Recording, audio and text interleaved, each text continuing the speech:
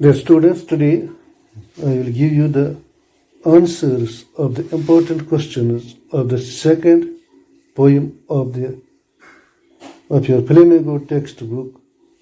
And the name of the poem, as you know, is An Elementary School Classroom in a Slum. And the poem has been written by the poet Stephen Spender. Now let us begin. The stunted, unlucky hair of twisted bones means the boy. Number one has an inherited disability. Number two was short and bony. The correct answer is A part. Number one, first part, has an inherited disability. D part is his eyes live in a dream of scurrilous game in the room. Other than this means the boy is, number one, full of hope about the future. Number two, mentally ill. Number three, distracted from the lesson. The answer is mentally ill. The E part goes, the children's faces are compared to rootless weeds. This means they, number one, are insecure. Number two, are ill-fed. Number three, are wasters. And the correct answer for this part is are ill-fed. Now question number second. What do you think is the color of sour cream? Why do you think the poet has used this expression to describe the classroom walls? The color of sour cream is off white or yellowish. Is off, mean white or yellowish. The poet has used this expression to describe the classroom walls in order to underline the prevalent neglect.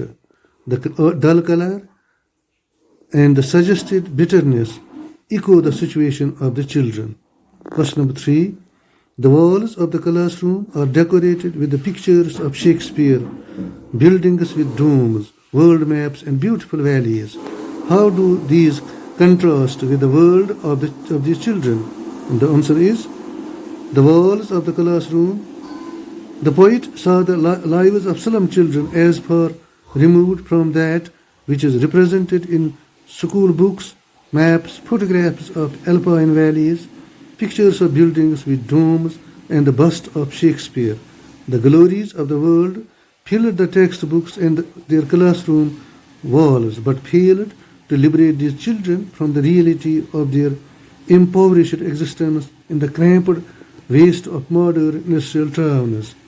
The pictures serve as a stark contrast to the lived reality of the children.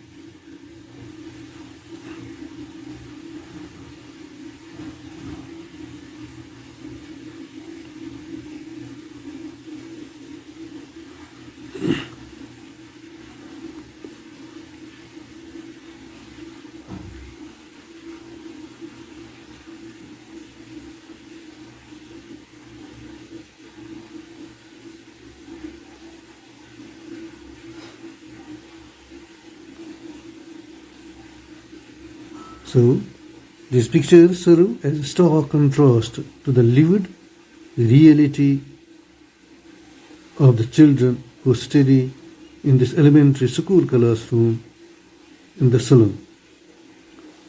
Now the next question, question number 4, is what does the poet want for the children of the slums? How can their lives be made to change? Stephen Spender, in this poem, questioned the value of education in a slum. He appealed to the governors, teachers, inspectors, and visitors to rescue the poor and oppressed from the tomb of class discrimination. The poet appeals to them to work towards the social and economic development of these children. तो जो poet है Stephen Spender, तो ये सवाल या निशाना लगाता है उस एजुकेशन पर जो इन स्लम्स में इन बच्चों को दी जा रही है, और गवर्नर्स, टीचर्स, इंस्पेक्टर्स और जो विजिटर्स हैं जो इन स्कूलों की तरफ आते हैं उनसे अपील करता है कि उन पर वो रहम करे. Now, short answer questions. Now, question number 1. Describe the 3 deprived children as described by Stephen Spender in the poem. The answer is, among the 3 deprived children described by Spender in the poem, the first is the tall girl with a weighed down head, signifying that she was mentally and physically exhausted.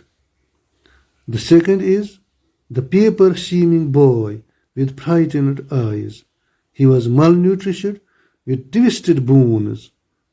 The third is an unnoticed, sweet and young boy whose eyes live in a dream. The question number 2. Mention the characteristics of the Salem children. And the answer is, the Salem children are described as drained of energy, pale and thin. यानी उनमें कोई energy नहीं है, वो पतले हैं और जर्द हो चुके हैं खून की कमी की वजह से, माल न्यूट्रिशन की वजह से. They are undernourished and unkempt like the rootless weeds. They are exhausted mentally, physically and emotionally. यानी उनमें माल न्यूट्रिशन है, उनको अच्छी ग़िज़ा नहीं मिल रही है और वो जो वीड्स होते हैं, अनवांटेड ग्रास जो खुद ही उगता है, जिनकी जड़ें नहीं होती हैं, उन्हीं की तरह हैं. और ये थके हुए बच्चे दिखाई दे रहे हैं. ये थकावट जो है ये जिस्मानी तौर पर भी है, जहनी तौर पर भी है, और ये थकावट उनमें जज्बाती तौर पर दिखाई दे रही है. यानी they are exhausted mentally, physically and emotionally. See, with the question number 3. The third question is, the first 3 stanzas spell a scene of dejection and despair. Justify. इन जो पहले 3 स्टेंजाज हैं इनमें सिर्फ मायूसी और नाउमीदी दिखाई दे रही है, तो इसको जस्टिफाई करना है. The answer is, in the first stanza, the poet spells a scene of dejection and despair by using words such as the rootless, stunted, twisted, gnarled, dim, and diseased. The poet speaks of the children's faces as rootless weeds, unwanted, ugly, and parasitic.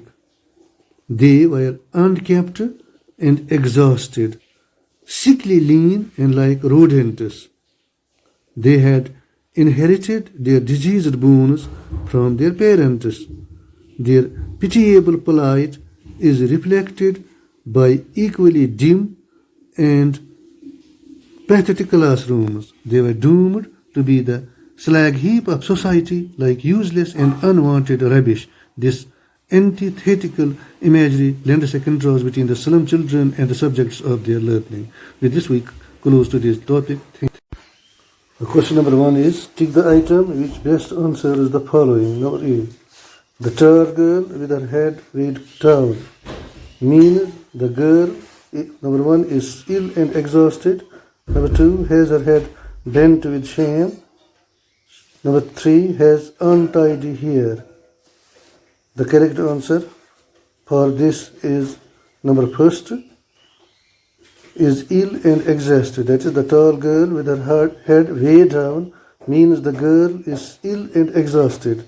B part is, the paper-seeming boy with rat's eyes means the boy is, number 1, sly and secretive. Number 2, thin, hungry and weak. Number 3, unpleasant looking. The answer is thin, hungry and weak. So the paper-seeming boy with rat's eyes means the boy is thin, hungry and weak.